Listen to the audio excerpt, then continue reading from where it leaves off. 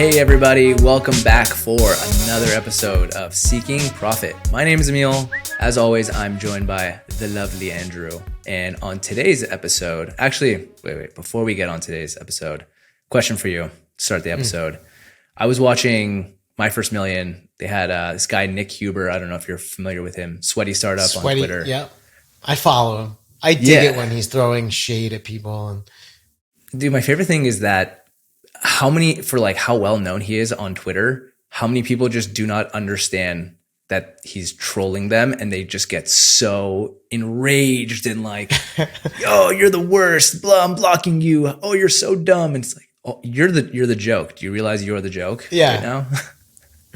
Anyway, they were talking about like, is enough enough? And these guys, they're heavy hitters, right? Like, I think his businesses are bringing like $100K plus per month of profit. He said he has 150 million in assets, like his business at least. Yeah, his storage. But like, I'm talking about like profit for him, or what he's getting paid is like 100K in cash flow a month.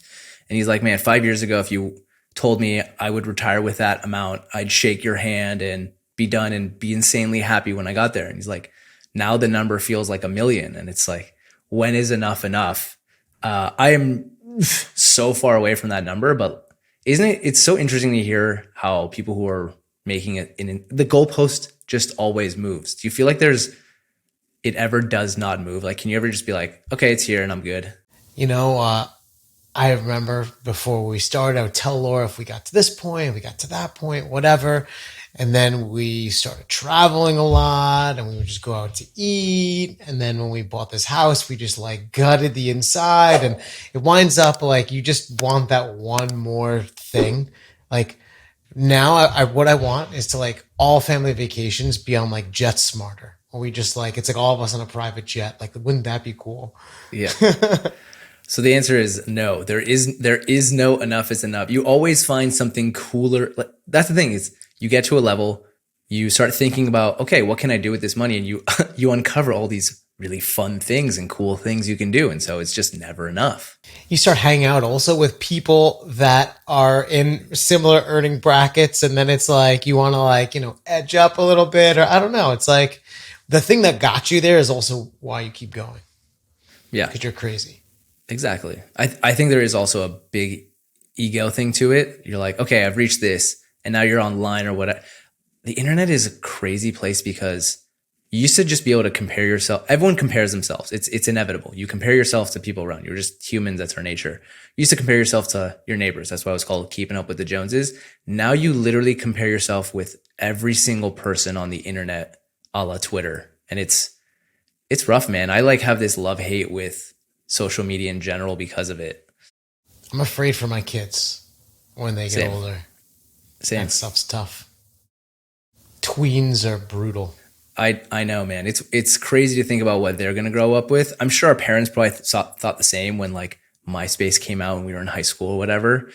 But yeah, I feel like every parent's just scared for the next thing for their kids for whatever reason. They'll be fine.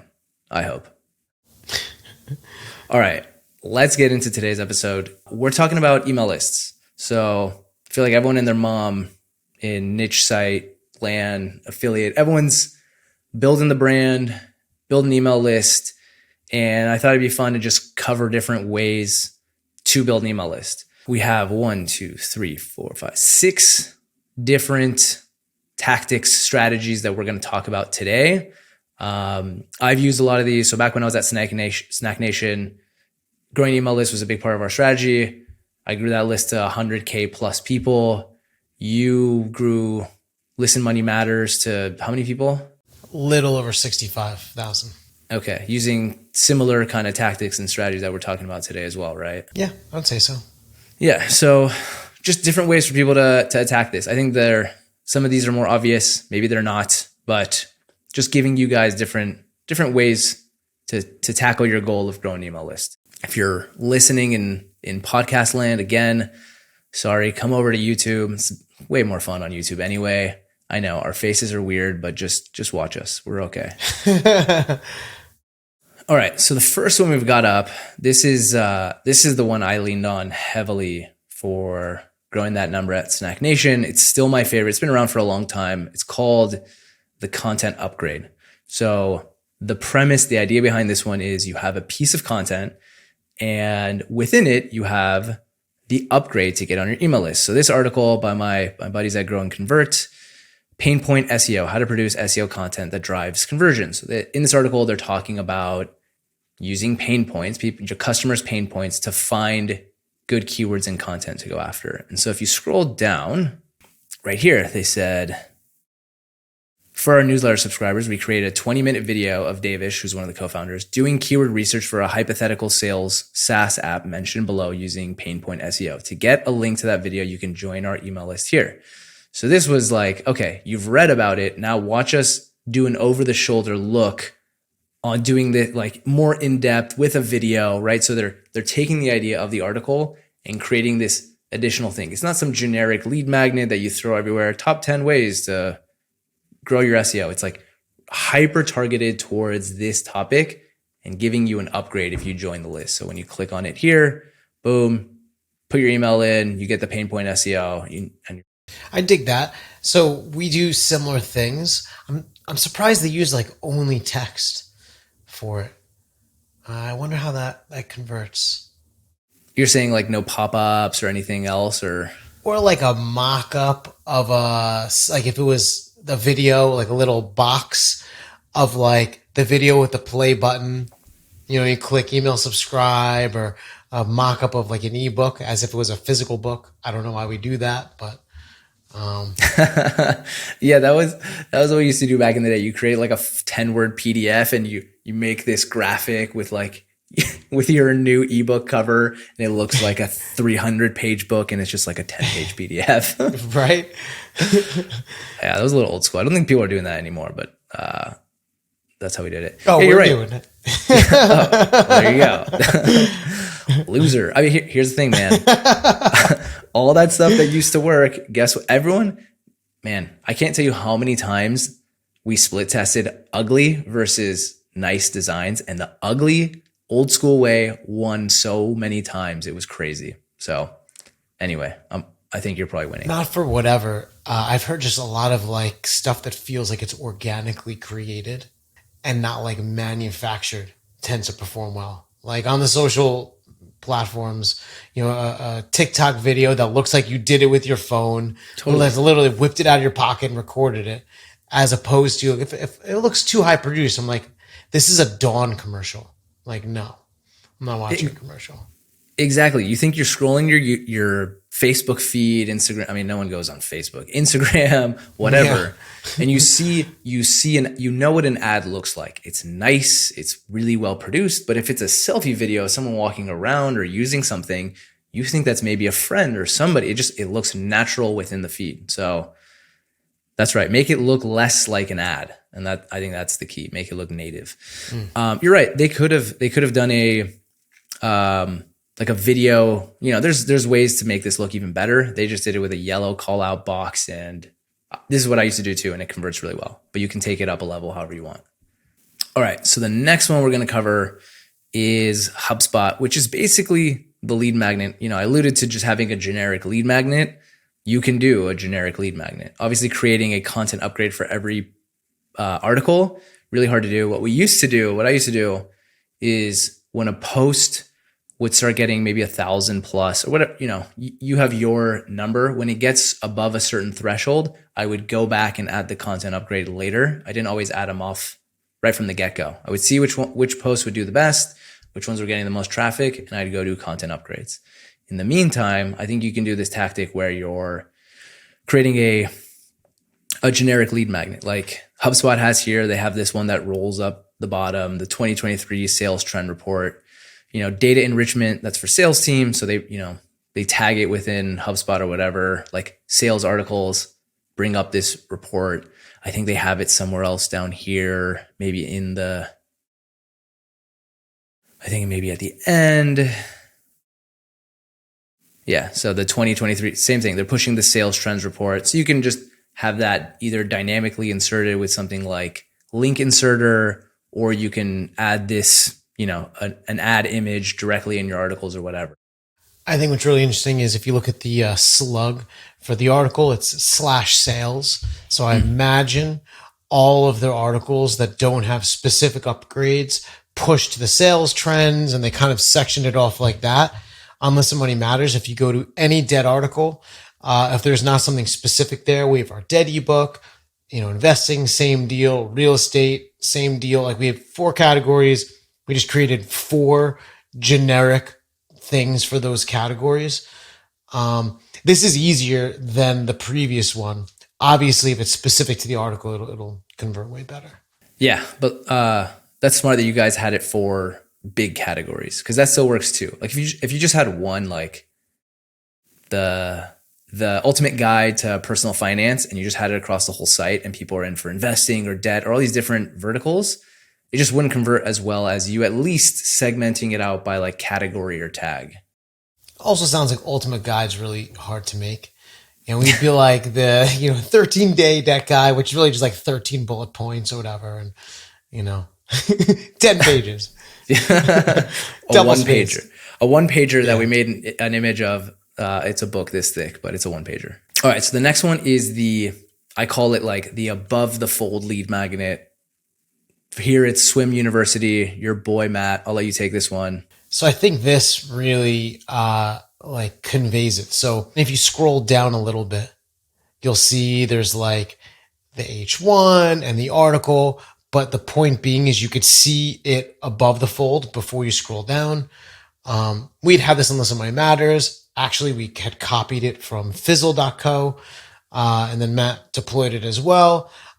This just performs extremely well, like way better than Sidebar, way better than Mid. And then where I think Matt has done just a really killer job is he nails the calls to action. He has different ones, similar idea where it's like this category will do this, another category will do another one. He creates these beautiful images. It's just what people want, I have a question about this one as an SEO. Like, isn't this an H1 that's the same, or like an H2 that's the same across every page? I think it is an H2, and it is the same. It is the same, and it doesn't seem to affect him. So, it's a div. It div style H2. is H2. Okay. The dot H2, that's like Bootstrap. Okay. He probably pulled pieces of Bootstrap, or maybe just uses Bootstrap. That makes more sense. Oh, and then he has, there you go, exit pop-up, which we'll talk about later. But that's because I was like, man, if you have the same H2 as like the first heading above every article, would that mess with every article like ranking? Like, would Google think you're talking about whatever balanced pool water on every article? But yeah, there's ways to, I guess, get around that with the div class or whatever. Looks like an H2, but it's just the size of the text. So you made the text a little bit bigger. That's smart. This did better for us when we tried it than the content upgrades. Really? Yeah. And you had the same cheat sheet thing across every single one, or did you have category based? We when we did it, we just had one thing across everything, and Matt's is actually an above the fold lead magnet, right? It's like kind of both. Ours was like subscribe and get whatever, and we didn't really even try. We didn't push something specific, and that worked better. I'm sure Matt has improved it many-fold in the years since we discussed our numbers and worked on stuff. He's converted incredibly well. Also, his audience is such they tend to just. His audience is generally older, and he would always tell me how they would always complain that they signed up and they never got a book in the mail. Like they thought they were getting like a book, or something delivered to them, because they're all like, they own pools. I love those audiences because things that all of us see as outdated and old actually still work very well in terms of like tactics and strategies. It's funny. There was, Sumo. It used to be AppSumo. Now it's just Sumo. Yeah. They used to have this thing called the welcome mat. Do you remember that? You would show up and then it would like push the content down, and it was like essentially a pop-up that came up at the top of the article, and everyone hated those and they went away. This is like the same. It worked really well. I remember people talking about how catapulted signups. It's like the same thing as this, but it's not intrusive and ugly and like, you know, you land on it, it's right there. It doesn't force something onto your screen. You could scroll away from it very quickly, like immediately. Exactly. I would even, maybe it's just my screen because it's small, but like I feel like it'd be nice to see the H1 a little bit higher up here. I guess if you get rid of that, I think you were able to. Yeah. He's pushing his product now. Okay. Good stuff. Before we go to the next one, we had discussed a gentleman's agreement. And I was like, with us? Like, I thought we figured out all the show. You're like, no, with the audience. It's like, go on. And you said where they like our videos, you know, or review them on, you know, our show on iTunes, and then we create things and we don't send them a bill in the mail. Service. I think it's an excellent idea. And so if you could give us 2 thumbs up per video, that would really help the algorithms. And you can just go in and you hit like, then you go and you just create a brand new YouTube account. You just like watch the whole video in real time. Another like, it's 2 thumbs up. You can never give too many thumbs up.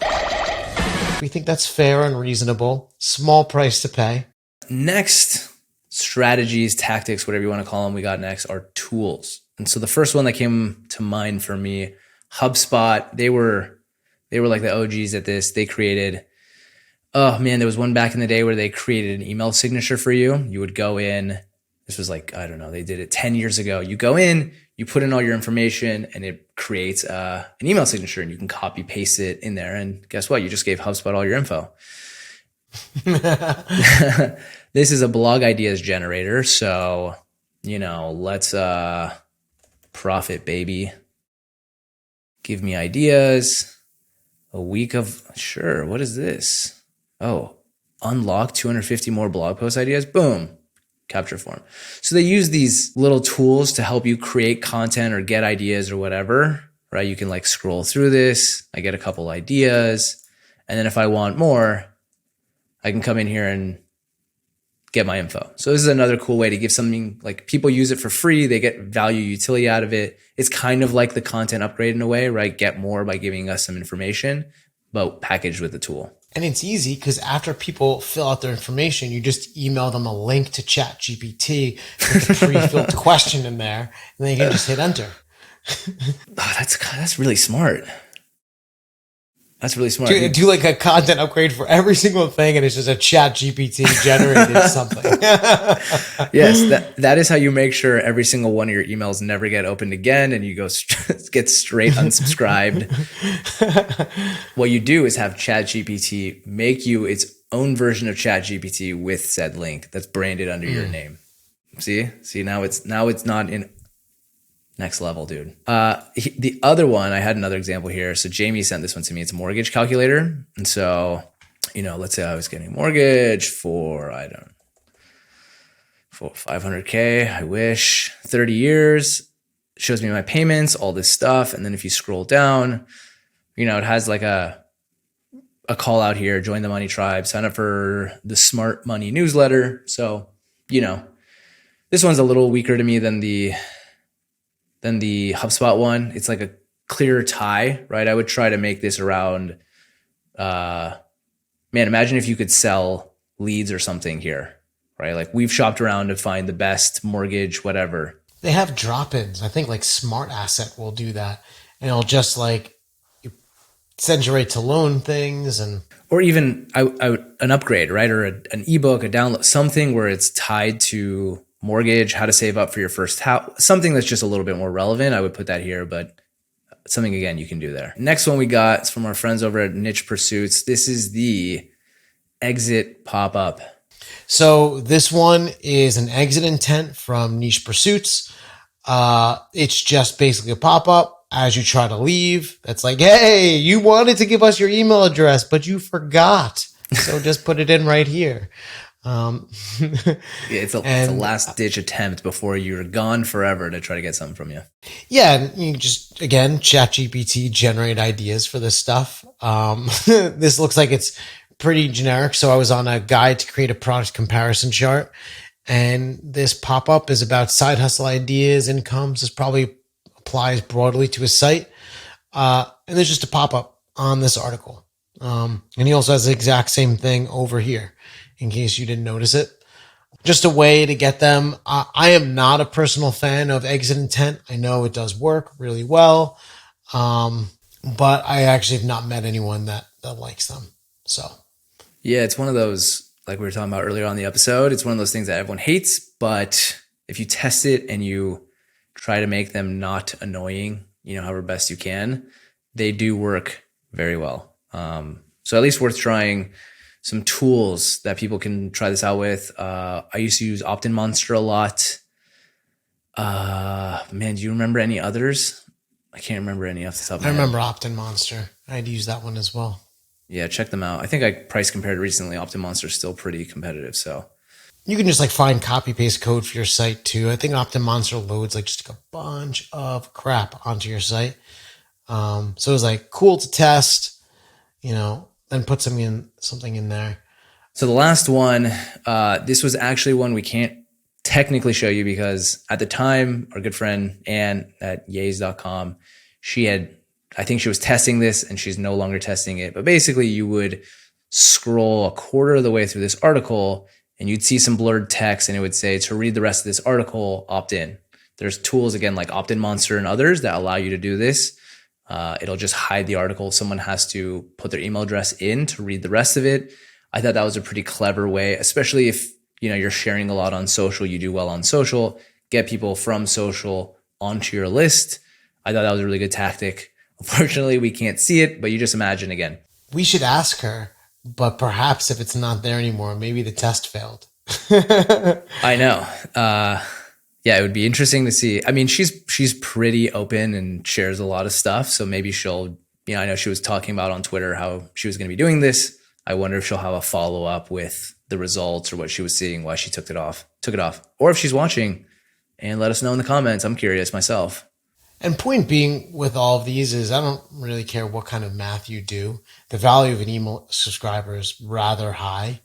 And then if they're opening only 50%, you're sending an email a week, it just makes sense to collect them and either send them to articles that are highly monetized, or if you have a product to sell, or just collect them. So in the future, when you have a product to sell, and then it becomes automatic. I don't even work on Listen Money Matters anymore. We get multiple subscribers a day. So yeah, do you think if you're just running ads on your site, it's pointless. You're never going to even make enough money to cover your hosting unless you're sending a daily email and your rates are insane. But it's probably a good thing to do on the outset if you're planning on expanding into other avenues, selling your own products, selling digital products, things like that. Right. You saw success with it. Actually John Dykstra from Fat Stacks had a really good email that went out I want to say last week. So this will have been many weeks ago when you watch this, where he breaks down the valuation of an email, and he did his first valuation based on display ads. And I don't remember the exact numbers, but it was assuming maybe a 10% click through after a 50% open rate. And if you send one email a week, it actually amounts to meaningful money just from display ad revenue. And so I think as just building into the flywheel of your site, promoting your best articles, recent articles, I think it definitely makes sense just to keep sending people back. Obviously, super makes sense if you have affiliate income. Extra super makes sense if you have a product, but I think it would work for display ads as well. All right, it's a good counterpoint. I should run the math. I should really, because I don't focus on email at all for my other sites, and I feel like they would have their hobbyists. People would love to get on a newsletter that does a really good job. The problem is doing that good job, so I've refrained. But anyway, start collecting them now, because when you finally have the idea, you're gonna wish you had a few thousand to start. I know it's this is the problem with having things as a side hustle and then having multiple side hustles is you can't give the one thing that deserves the attention enough of it and branch out. All right, everybody, hope you guys got a lot of value. Are there any strategies we missed? Let us know in the comments below. If you have other examples that you think people would benefit from or want to show us, Put them in the comments. Let us know. Let us know if this was good. Do you want more episodes like these where we go and break down different strategies, show you people who are doing different tactics and ways of doing these things? I'm at Emil Shore and Andrew's at Andy Phoebe on Twitter. As always, we will catch you all in the next episode. Talk to you later, man. Later, man. We're seeking profit. We're seeking profit. We're seeking profit.